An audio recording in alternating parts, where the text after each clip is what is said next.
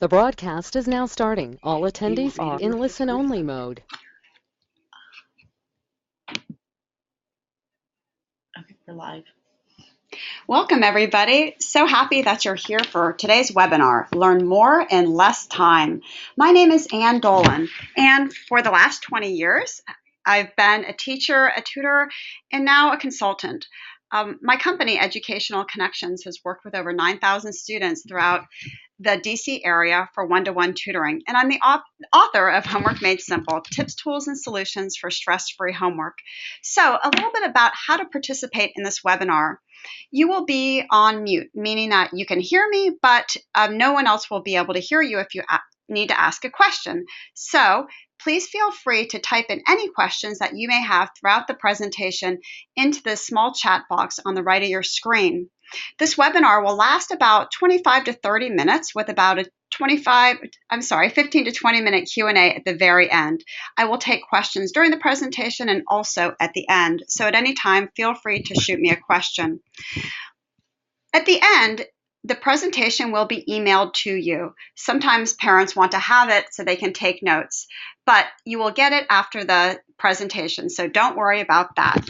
All right, let's get started. Studying basics, that's so important. You know, as parents, there are some really easy things we can do to ensure that our students are studying in the right way. First of all, when students do homework is really important. Really, there are 5 times kids can do homework: right after school, after about a 30-minute break, before dinner, after dinner, or before bed.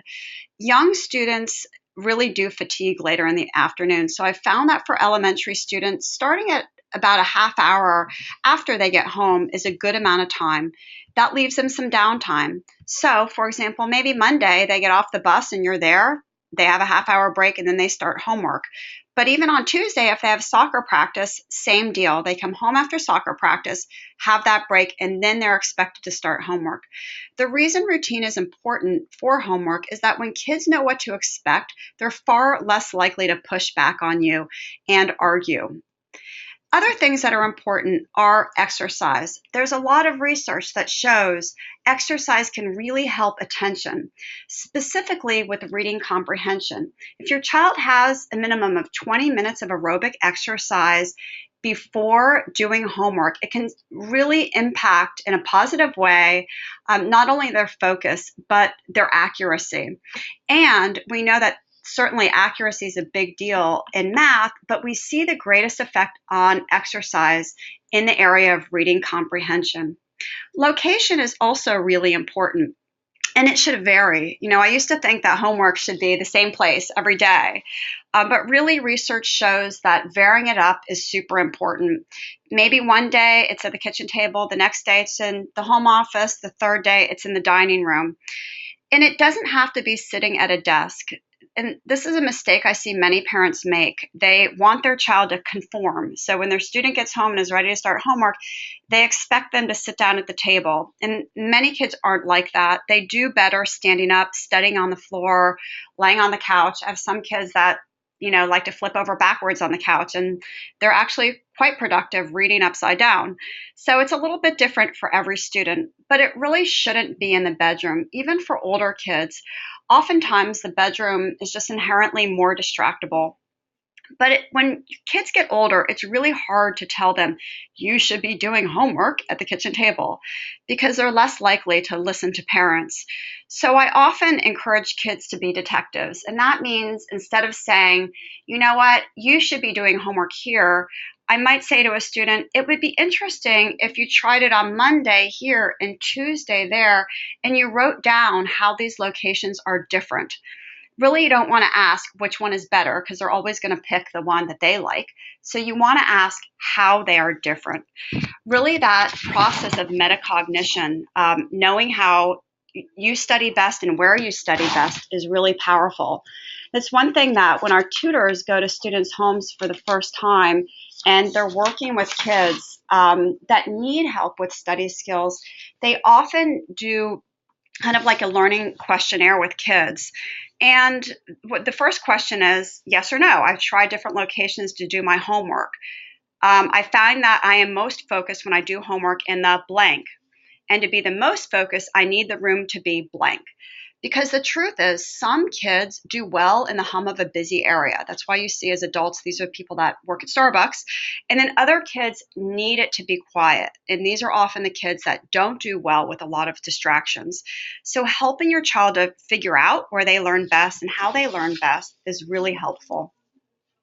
So we also know that time, place, understanding how and why you study best is important, but kids also need to understand the way in which they study is really powerful.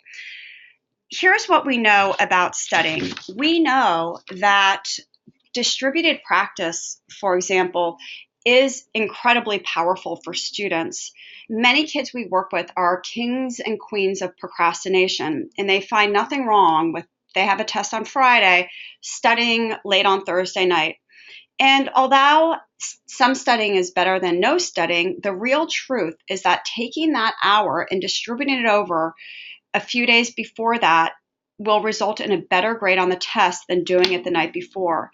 And the reason being is that sleep is a study skill. Learning a little bit, sleeping on it, because sleeping helps concrete that information. It helps put it into long-term memory. Reviewing it again the next night, sleeping on it, that process of sleep really helps to consolidate that information and not only helps kids to do better on the quiz that week, but the research shows that they do better on long-term exams like midterms and finals because it really is in their long-term memory.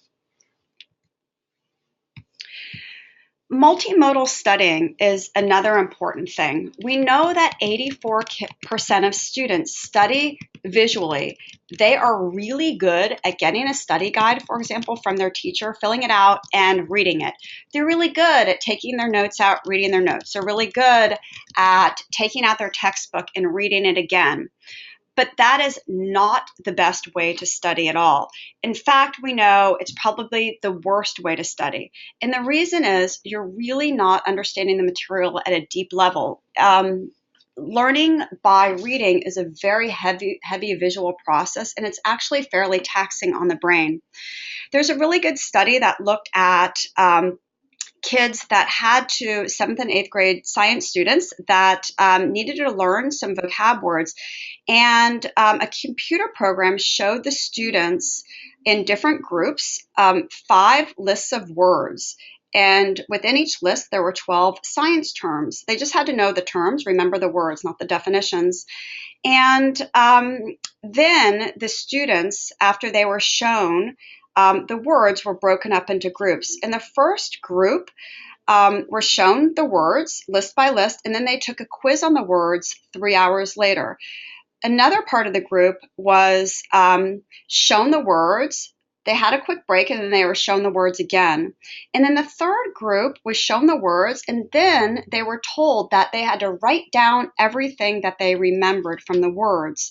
And it's fascinating because this researcher found out that on that test, that quiz, the same day, 3 hours later, the kids that were shown the list once and twice actually fared about the same. But the kids that wrote down their information, what they remembered, even if they didn't remember everything, but wrote it down, those students actually doubled their scores. It's even more compelling than that. They looked at these students a month later, and they found that although they didn't double their score on an exam a month later, the kids that did that writing down of the things that they remembered still scored better. And then 8 months later on the final exam, found that the people that only reviewed the words once actually had the very lowest scores. So not even just the time of learning, but later on, it appears that the practice of writing down what you remember is a really powerful study skill. Other study skills that are important are not just the visual and not just kinesthetic, and that's writing things down as you read or as you learn, but also auditory. These days, I find so many kids are FaceTiming each other on their iPhones, and they're discussing the information on a study guide or questions that they have to do with each other. And that's a great way of learning. Also, for kids that tend to be procrastinators, having, say, that 6 o'clock time that you're going to FaceTime with Amy, provides some accountability for students. So I really like having that auditory component. But the real thing is that kids that learn visually by reading, they also discuss it with somebody else and they write it, they're going to retain it much better than just reading it in the first place. So let's talk a little bit about the use of study guides. These days, teachers go to great ends to create these really terrific study guides for their students. And actually, they'll put a lot of things that are on the test on that study guide. And what students often do is in class with their teacher or even at home, they'll fill out the study guide. And then they'll take that study guide and they'll read it multiple times. But actually, that's not the best way to use a study guide. Our tutors encourage the students to print out multiple copies of the study guide, and not just to fill it out once, but to fill it out twice. And then even more, many of our tutors will take that study guide, they'll cut it up, they'll rearrange the blank, the questions without any answers, and they'll have their student do it again, fill it out again, but in a different order. And anytime you're doing something, instead of just reading it, but you're actually writing it and you're having to conjure up those answers, you're really making it, you're really putting that information into long-term memory and you're better able to remember it. Another strategy that's really powerful, and for parents, this is a great one for a younger student, especially an elementary schooler, is to engage in a teach back. And a teach back is when, instead of asking your student how World War II started and, having them tell you, by asking questions on the study guide or questions from the book, it's far more powerful if you say to the student, oh, pretend you're the teacher and I'm your student. Tell me how World War II started. What were some of the important factors? And let them teach it to you, instead of using flashcards or regurgitating old information. That's a great way of doing things. With our tutors, many of them will use the 5-to-1 ratio, and they, for every 5 minutes of instruction they do, they'll have the teacher, they'll have the student teach back for 1 minute. Another thing that parents talk a lot about is, all right, so those things sound great, but the real issue is my students' distractibility. Many parents are reporting that kids are more distractible than ever, especially when it comes to technology. And as I mentioned before, distractions are a little bit different for every student. Some kids are okay with minimal distractions. And again, these are the people that go to Starbucks later in life. They tend to do okay with a little bit of movement, but other people not so much. So here's what we know about one of the biggest distractions, that's music. We know that music is, no matter what the form, it could be, a playlist that is familiar to them. It could be classical, it could be instrumental, it could be new music that they've just turned on Pandora or Spotify and they're listening to a new playlist. Any type of music, whether the type, it's not helpful for retention of information later on. It's okay if you're doing something rote. You have a fourth grader that has to write spelling words 3 times each. There's nothing to it. You have a high schooler that's typing an essay they hand wrote. No big deal. But if you're studying something and you're learning something, or you're doing homework and you have music in the background, you're really splitting your focus. Sometimes kids tell us, oh my gosh, I cannot do without music. I have to have music. That's how I function best. For those students, there is something to it. And for those students, I encourage them to have a homework playlist, to have a playlist of songs that they've listened to many, many times. So they're not trying to memorize the lyrics, or have classical music on their playlist. That type of music is less distracting than, just picking a playlist on Spotify and shuffling it up. We also know that TV in the background is not helpful, but that's fairly easy for us as parents to control. But what's harder for us to control is things like texting. So many kids, have their cell phone in hand when they're completing homework. There was a great study done by a fellow at Stanford, and he looked at the impact of technology with phone in hand while doing homework. And he found that it was very distracting to students. But he found that students could mitigate that effect by doing 20 minutes on, 2 minutes off. So instead of having their phone right next to them when they were doing homework, they physically moved it to another part of the room. So they set the timer for themselves. Could be a kitchen timer, could be on the microwave, could be an old-fashioned plastic kitchen timer, could be a timer on their laptop. And they did their work for 20 minutes. And then after 20 minutes, they got up and they went and got their phone and they texted if they needed to text. They liked a photo on Instagram, whatever, and then they were back to their work for 20 minutes. That often helped students, he found, that suffered from this condition psychologists coin FOMO, fear of missing out. Some kids honestly become anxious when they don't have their phone. So this was kind of a happy medium. The same researcher found that the amount of open windows kids have at the bottom of their screen is indicative of attention, which makes sense. So if you're doing homework online, but also at the bottom of your screen, you have your YouTube tab open, you like to internet shop on Amazon, and you also have your Instagram page up or something else that you really love. All those windows are inherently distracting. And the more windows you have open, the less attentive you're going to be on homework.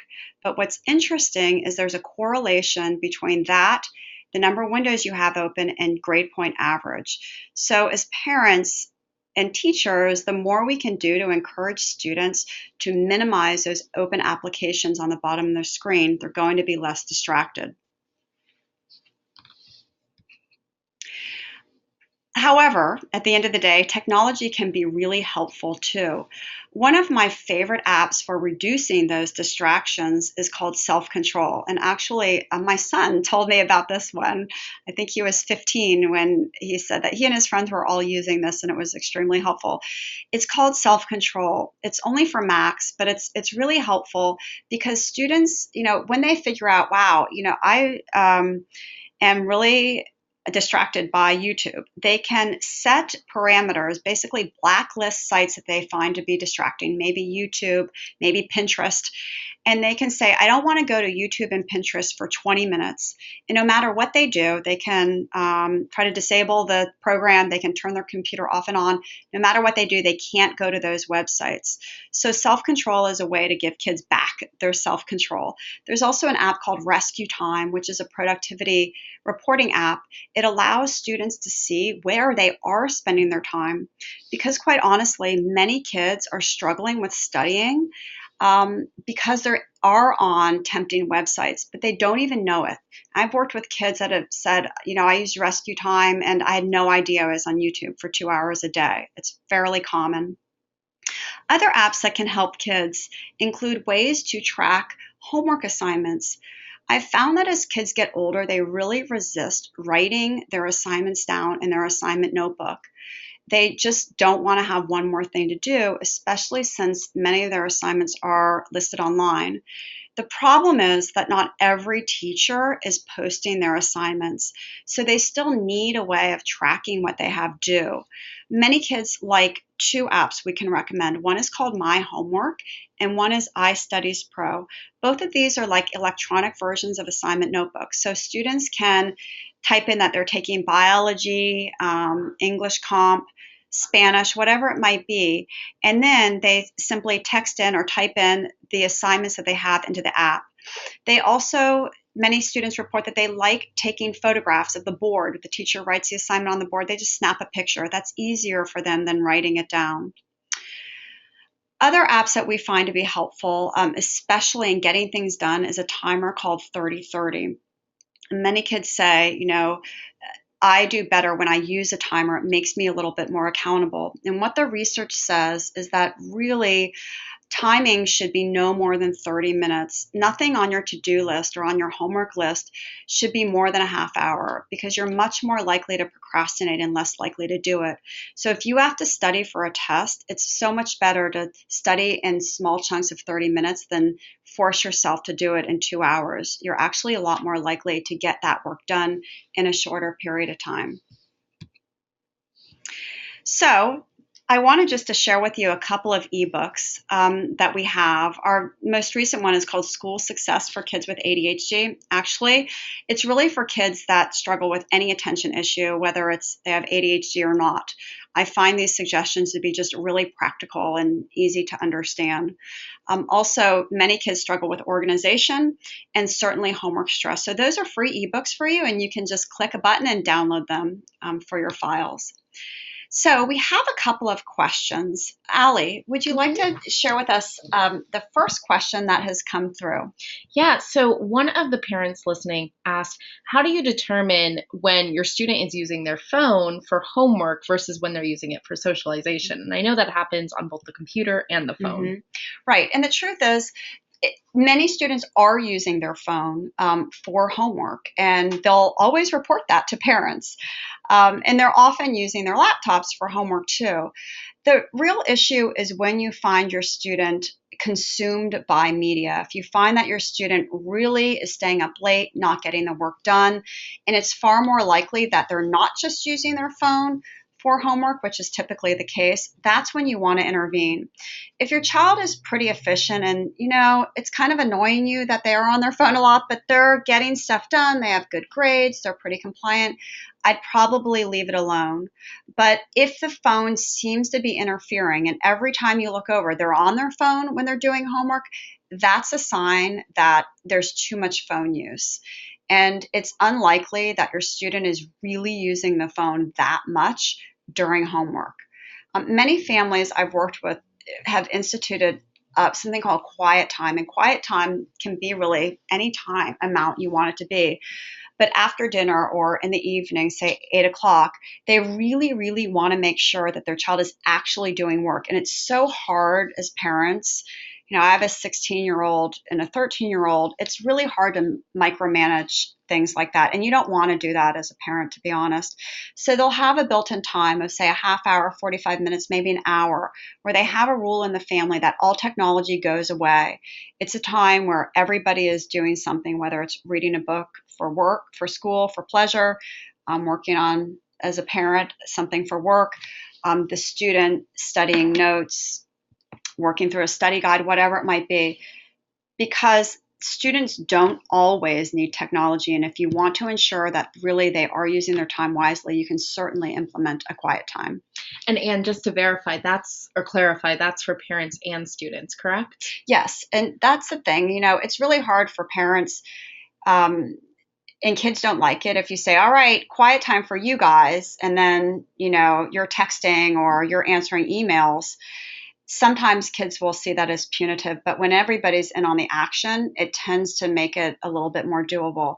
I also like using that method for getting organized.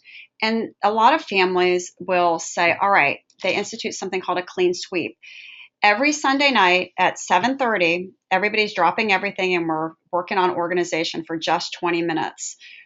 This is a good thing to have programmed in your phone. Your kids can have it as a recurring appointment also.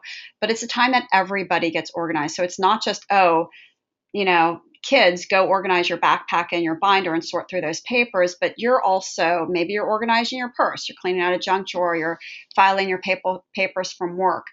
That's how you get kids to buy into it, when everybody's doing it. And it helps create maintenance, because the truth is, kids that are not naturally organized, they need a process in which to maintain neatness. And one question that a listener had was, if they try putting their phone in the other room or putting it on the other side of the room while their student's doing homework, to avoid the FOMO, and the student it's actually causing anxiety because she's just thinking the whole time about what could be popping up on her phone. How can a student overcome that? Maybe try shorter intervals. Maybe do 10 minutes on, a few minutes off. That's what I would do. And if kids are super anxious and they just can't have their phone separated from them, which is unusual, they can always put it in airplane mode. Airplane mode just means, they're not going to be receiving data. They can still have it there, and then they can switch it off airplane mode when they want to check it. Now, in switching topics a little bit from the technology, one issue we hear frequently from parents is that their students are just loaded up with extracurriculars, so they're not getting home till almost 6 or 7. So how can parents best help their student balance extracurriculars with academics? That's a tough question, especially in the Washington, D.C. area. I think with the pressure of getting into college, kids over the years have become more overcommitted than ever, and they've got a lot on their plates, and they really have to try their best to use time wisely. So many kids I work with will try to fit in little bursts of studying. They might do it on the bus on the way home from a game.